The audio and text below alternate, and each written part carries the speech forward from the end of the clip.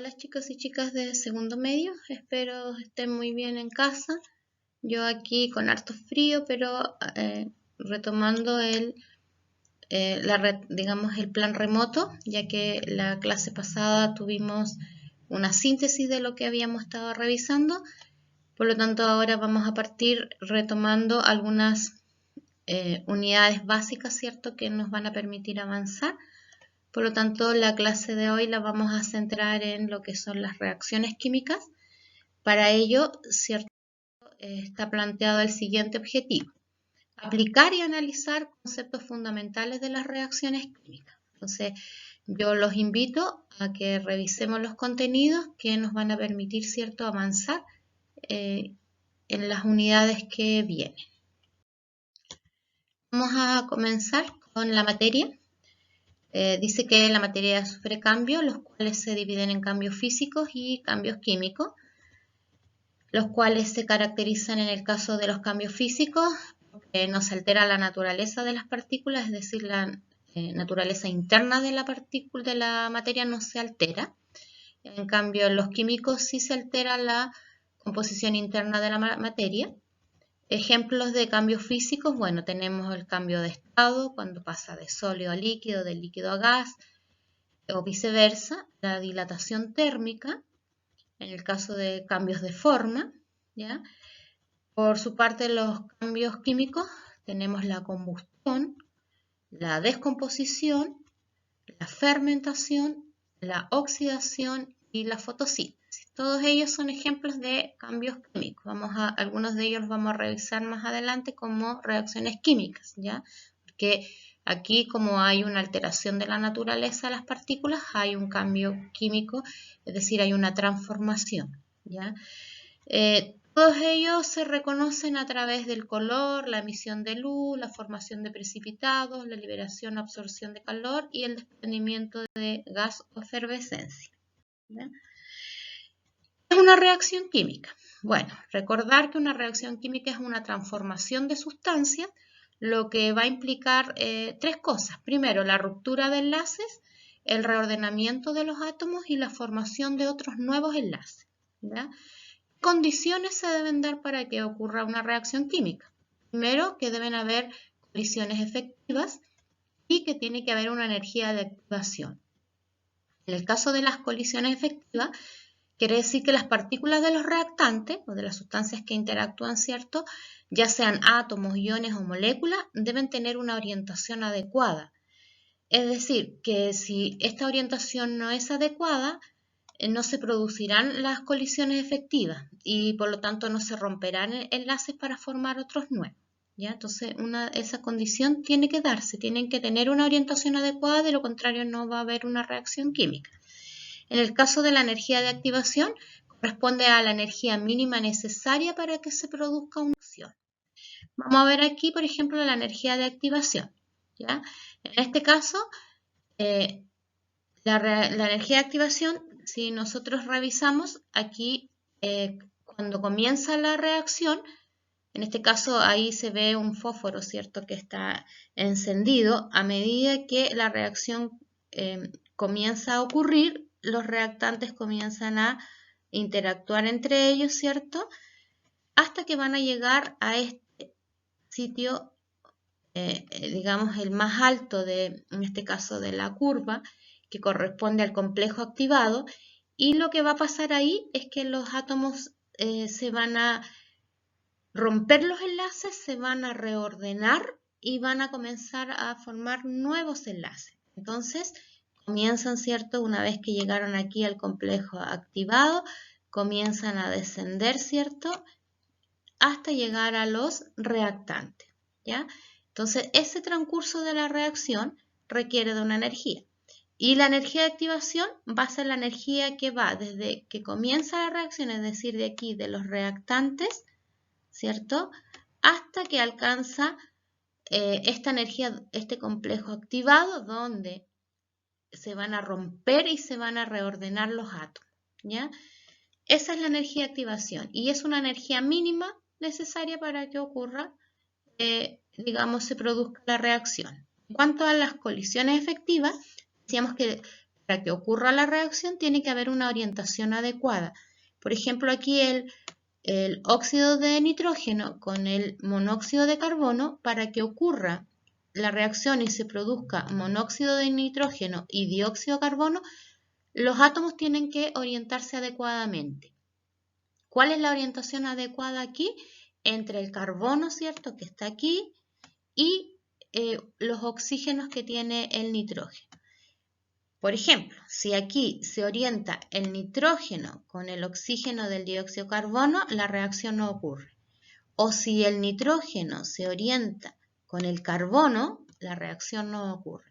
Solo debe tener una orientación adecuada y de esa forma producirse las colisiones. Por ejemplo, aquí también tenemos el yodo y el hidrógeno. Entonces, para que esto puedan reaccionar adecuadamente, tiene que haber un choque eficaz. Eso significa que el yodo tiene que orientarse con el hidrógeno. Si de esta manera, ¿ya? Yodo, yodo, hidrógeno, hidrógeno. Si se orienta un yodo con los dos hidrógenos, como ocurre aquí abajo, la reacción no ocurre, ¿ya? ¿Cómo se representa una reacción química? Hay dos formas. Una es la ecuación química, es la que nosotros más usamos. Va a tener, ¿cierto?, las sustancias que reaccionan, que son los reactantes, y las sustancias finales, que son los productos. Esta reacción, ¿cierto?, están separados cuando uno las representa a través de la ecuación química por una flecha. Esta flecha significa transformación en primera instancia. Romper enlaces, reordenar átomos, formar nuevos enlaces. Pero también nos puede indicar el sentido, es decir, va de reactantes a productos, como en este caso, o que también puede ir de productos a reactantes. Cuando ocurre en un solo sentido, la reacción es irreversible, significa que todos los reactantes se consumieron completamente para formar los productos. Cuando la reacción va en ambos sentidos, y lo indica la flecha, ¿cierto?, significa que la reacción es reversible. Puede ir de reactante a producto y de producto a reactante, ¿ya?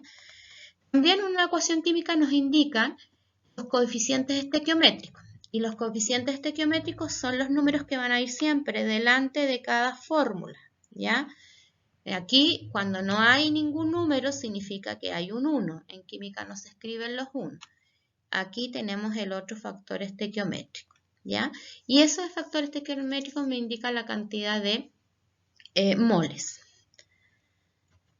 Segundo, tenemos los coeficientes atómicos, que son estos numeritos, los subíndices. Por ejemplo, este de aquí, ¿ya? Aquí, aquí. Recuerden que cuando no hay nada es un 1, ¿ya? Y eso me indica la cantidad de átomos. Por ejemplo, aquí digo que hay 2 átomos de oxígeno. Aquí hay solo un átomo de oxígeno si no consideramos el factor estequiométrico. Y también nos indica los estados de agregación de la sustancia. Sólido, líquido, L, G, gaseoso, y AC o AQ, a veces salen algunas reacciones, es acuoso. Acuoso significa que está disuelto en agua, ¿ya? Por lo tanto, una ecuación química va a ser la representación simbólica y abreviada de una reacción química, ¿ya? Entonces tenemos reactantes, productos, las transformaciones. Otra forma son los modelos moleculares, ¿ya? Los modelos moleculares son representaciones mediante dibujos de los átomos como si fueran esferas. Por ejemplo, aquí tengo el CH4 del metano, significa que tengo un carbono y tengo 4 hidrógenos. Aquí tengo dos moléculas de O2, o sea, tengo un oxígeno aquí, uno acá, pero tengo 2 moléculas, por eso tengo una aquí, uno arriba y otra abajo. El CO2 tengo solo una molécula, como dice aquí, una, por lo tanto aquí tengo una, pero aquí tengo 2 de agua, ¿ya? Por eso tengo una aquí y la otra aquí, ¿ya?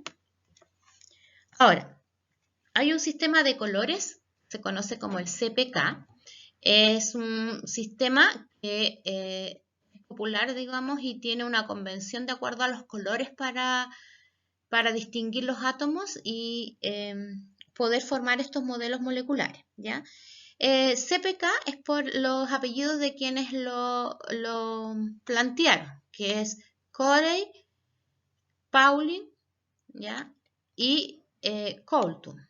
Ellos son los que desarrollaron, los desarrolladores de este modelo de espacio lleno y su paleta de colores. Ahora ellos también plantearon una paleta de colores, como por ejemplo aquí la generalidad dice que los hidrógenos son blancos, el carbono es negro, también el oxígeno es rojo, el cloro es verde, etc. Entonces también aquí tiene una relación con el tamaño, ¿ya? Por ejemplo, si comparamos el carbono con el hidrógeno, los hidrógenos son más pequeños que el carbono, entonces también una forma de representarlo. Por ejemplo, aquí está el cloro, perdón, el tetracloruro de cloro, donde dice que tiene 1 de carbono, que está aquí, ¿cierto?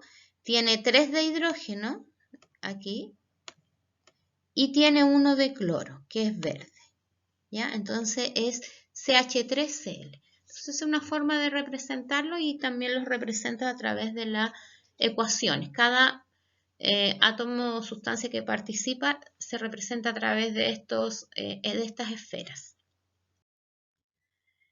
¿Cómo reconocemos las reacciones químicas? Bueno, una forma es el cambio de color. Hay reacciones cuando se ponen en contacto, comienzan a cambiar de color y eso me indica que está ocurriendo una reacción química. También hay una formación de precipitado. Significa que al mezclar dos sustancias, parte de una de ellas, ¿cierto? O la sustancia que se forma, se deposita en el fondo del recipiente. También la liberación de calor o la absorción de calor para que la reacción ocurra. El desprendimiento de gas, cuando burbujea o sale mito, como uno dice, ¿cierto? Es porque hay un desprendimiento de gas. Ahí también está ocurriendo una reacción química.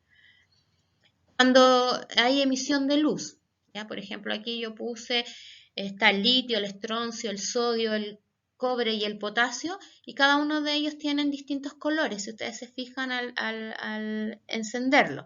De hecho, estos se ocupan harto en lo que son los fuegos artificiales, por eso son de distintos colores. Y también a nivel de naturaleza, ¿cierto? Están las bioluminiscencias, aquí en este caso estas medusas, o el luminol, por ejemplo, que es una sustancia que se utiliza harto en los médicos forenses o de investigaciones porque reacciona a la sangre, ¿ya? Y se pone fluorescente. También estas pulseras que a veces dan para cuando uno entra a los eventos masivos, ¿cierto? Que tienen estas reacciones químicas. ¿Ya? Entonces todo lo que sea cambio de color, desprendimiento de gas, formación de precipitado, liberación o absorción de calor, emisión de luz, me va a indicar que hay una reacción química. Tipos de reacciones químicas. Bueno, tenemos primero las reacciones de síntesis. ¿Ya? Eso significa que en una reacción de síntesis, dos o más sustancias iniciales, ¿cierto? Van a formar solo un producto final. Es decir, por ejemplo, aquí tenemos A más B, se sintetizaron, ¿cierto? En un solo producto que es AB, ¿ya?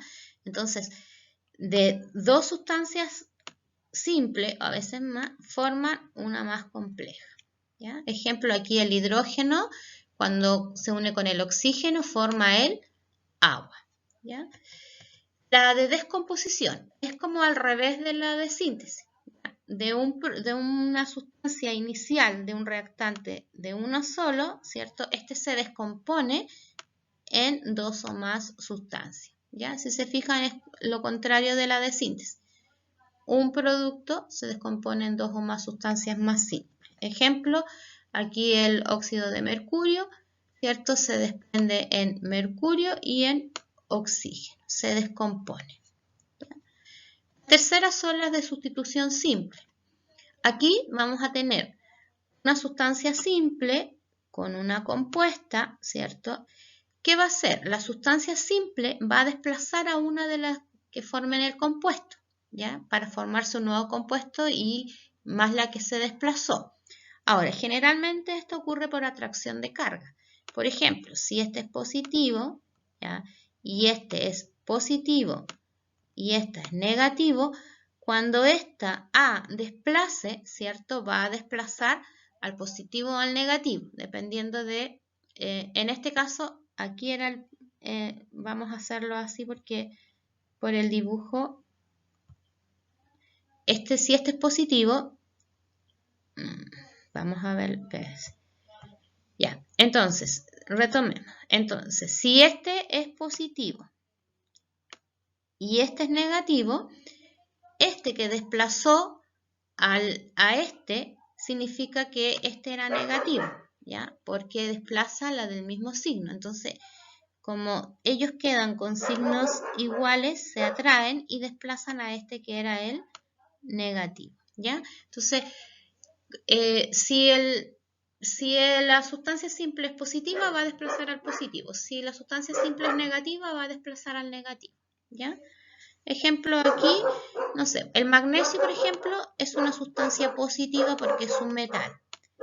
El ácido clorhídrico, esta parte es positiva y el cloro es la parte negativa. Entonces, si ustedes se fijan, el positivo desplazó al positivo, es decir, sacó a este hidrógeno y lo dejó solito y él formó, se unió el positivo con el negativo. Entonces formaron el cloruro de magnesio que está ahí, ¿ya? La sustitución doble es igual que la simple, solo que aquí voy a tener 2 y 2 compuestos, ¿ya? Voy a tener AB, CD, entonces se va a unir el positivo de una con el negativo de la otra y el positivo de una con el negativo de la otra. Veamos. Aquí, si le ponemos que este era positivo, ¿cierto? Desplaza a este que era el positivo. Por lo tanto, este va a quedar negativo y este va a quedar negativo. Entonces, por eso, este se atrae con S para formar AD. Es decir, A se atrae con D. Y esto se atraen los dos, ¿cierto? Para formar CB. Ahora, recuerden, siempre primero va el positivo y después el negativo. Si ustedes lo forman al revés, está mal, ¿ya? Aquí, por ejemplo, tenemos el nitrato de plata. La plata es positivo, el nitrato es la parte negativa. Con el cloruro de sodio. El sodio es el positivo, el cloro es el negativo. Por lo tanto, aquí se va a atraer este con este y este con S. ¿Ya? Entonces me va a quedar AgCl, que está aquí, y NaNO3, que está aquí. Primero siempre el positivo, Na, y después el NO3, porque este era el negativo. ¿Ya? También están las reacciones de combustión. Las reacciones de combustión siempre va a haber un combustible, que es la sustancia de origen orgánico, y un comburente, que es el oxígeno, ¿ya? El comburente va a ser la sustancia que permite que el combustible arda. Como resultado vamos a tener, dependiendo si es combustión completa o incompleta, ¿ya? La combustión completa es aquella en la cual el combustible arde en una atmósfera suficiente de oxígeno, ¿ya? Entonces hay suficiente oxígeno para que arda, por lo tanto su producto va a ser CO2 y agua, ¿ya? Cuando es incompleta, el oxígeno dice que es insuficiente, por lo cual el combustible no reacciona completamente, hay parte del que no se consume, no hay una combustión. Por lo tanto, produce mezcla de gases y entre esas mezclas de gases puede liberar CO2, pero también libera monóxido de carbono o óxido de nitrógeno, que son bastante contaminantes, ¿ya? Entonces, el suficiente oxígeno me va a permitir obtener dióxido de carbono porque la combustión va a ser completa. Si tengo insuficiencia de oxígeno, me va a producir un óxido de carbono. También están las reacciones de neutralización. Las reacciones de neutralización siempre son entre un ácido y una base y como producto siempre va a haber agua y sal, ¿ya? Como, bueno, sustancias ácidas a nivel de, digamos, cotidianos tenemos todo lo que son los cítricos, ¿ya? El vinagre. Esas son sustancias ácidas y sustancias básicas, por ejemplo, los jabones, los lavalosas, esas son sustancias básicas, ¿ya? Ahora, según una fórmula química, como yo identifico un ácido y una base, el ácido siempre va a tener hidrógeno al inicio y la base siempre, o por lo general, va a tener el ion hidroxilo, que es el OH, ¿ya? Entonces, ¿qué pasa cuando estos reaccionan? El hidrógeno del ácido reacciona con el hidroxilo de la base y van a formar agua, ¿ya? Es el agua que siempre va a estar como producto. Y la parte catiónica, es decir, el metal porque las bases siempre van a ir acompañadas de un metal. Entonces, esta parte va a ser la parte catiónica, es decir, la parte positiva. Siempre va a reaccionar con la parte negativa del ácido, porque el ácido tiene la parte aniónica. Entonces, reacciona con la parte aniónica del ácido y forman la sal. En este caso, cloruro de sodio. Recuerden que el orden siempre es primero positivo, después negativo, ¿ya? Esta es la forma de una reacción de neutralización ácido-base. Ácido, sustancia que al inicio tiene hidrógeno, y base, la mayoría de ellas tienen el grupo hidroxilo. Acá hay digamos, un mosquito, ¿cierto? Porque a nivel, ¿cierto?, de cotidiano, estos insectos a veces inyectan un ácido y para neutralizarlo lo tenemos que agregar una base. Por ejemplo, las abejas cuando pican inyectan una sustancia ácida. Entonces, para yo neutralizarla, le puedo agregar bicarbonato, ¿cierto? Para evitar que me siga contrarrestar el efecto, ¿ya? Entonces, eso significa que lo neutraliza. En cambio, por ejemplo, las avispas inyectan una sustancia básica, por lo tanto, para yo contrarrestar el efecto, le agrego un ácido y puede ser limón, vinagre, pasarse, digamos, en donde te picó el insecto, ¿ya? O a nivel, por ejemplo, también de nuestro sistema digestivo, cuando nosotros tenemos mucha producción de ácido clorhídrico, ¿cierto? ¿Qué tomamos? Antiácido. Y un antiácido siempre es una base, es una sustancia que lleva hidroxilo. Por lo tanto, lo que hace es neutralizar este ácido que está en exceso y nos quita la acidez, ¿ya? Otro tipo de reacciones son las reacciones exotérmicas y endotérmicas. Las reacciones exotérmicas son aquellas que liberan calor al medio y las reacciones endotérmicas son aquellas que absorben calor del medio, ¿ya? Ahí tenemos ejemplos de una exotérmica cuando el metano reacciona con el oxígeno, liberar CO2 y agua, libera una cierta, en este caso 802 kilojoules, lo libera, digamos, al medio. En cambio, cuando la reacción es endotérmica, es que se necesita energía para producirse. Por ejemplo, para que el óxido de aluminio reaccione con el fierro, ¿cierto?, necesita aplicar energía para poder hacerlos reaccionar. De lo contrario, la reacción no ocurre. ¿Ya? Y aquí tenemos los gráficos de exotérmico endotérmico.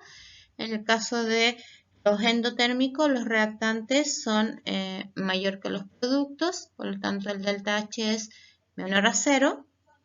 Y en el caso de la reacción endotérmica, el delta H es mayor a 0. El delta H significa que es el calor absorbido liberado en una reacción, ¿ya? En este caso, como es menor a 0, significa que es una reacción exotérmica. Cuando el delta H es mayor a 0, significa que es positivo, es una reacción endotérmica.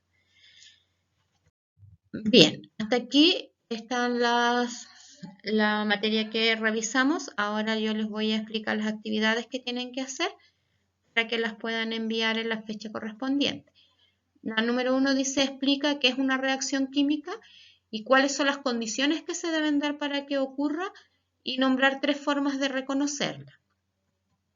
Segundo, identificar y rotular los componentes de la siguiente ecuación química, es decir, cuáles son los reactantes, cuáles son los productos, la flecha que me indica, el factor estequiométrico, etc. Y 3, van a representar la siguiente ecuación química a través del modelo molecular utilizando el CPK. Este sistema, ¿cierto?, de a través de las esferas de colores, ¿cierto? Ustedes van a identificar esta reacción que es del hidrógeno más el oxígeno con el agua. Recuerden tomar los factores estequiométricos, ¿ya? Y la 4 van a identificar las siguientes reacciones químicas. Es decir, acá hay un listado de reacciones y ustedes van a indicar si es de síntesis, si es de descomposición, si es de sustitución simple, neutralización, combustión completa e incompleta, etc. ¿Ya? Entonces ustedes van a identificar, de acuerdo a lo que revisamos, qué tipo de reacción química son estas que aparecen en el recuadro. Chicos, yo entonces ahora me despido, los invito a resolver la guía.